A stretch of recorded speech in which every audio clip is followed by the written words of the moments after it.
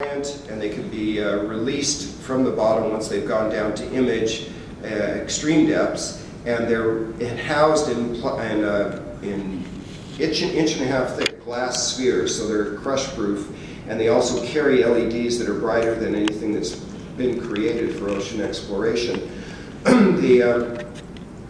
This is an example of a trip we had down into the, oh sorry, I need to go back one, I'm sorry. Can you help me go back one? And I don't know if I can click on that, so it didn't seem to play. So can you click on that with spacebar? Or, here we go. Okay, so this is a sun sphere being launched. And if you go down to the bottom of this actually predated Jim Cameron by quite more than half a year. We went down to almost full depth in the Marianas Trench, and we were able to image for the first time xenophyllores.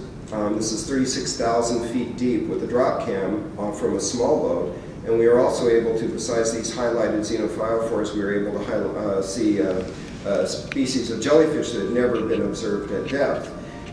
This was, a very inexpensive way to go down without risking life and limb, and it's one that we're using, around the planet now to. Sorry, we're going to have to advance one, and if I click, it's going to play again. So could you advance one slide? Thanks.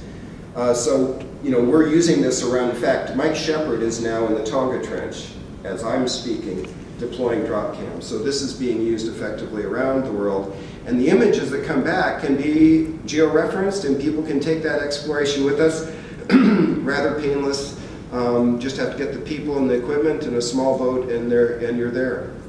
The other the cool thing that we do, which I've already talked about, but you have to see this, is we get to go to exotic places and study species like white sharks.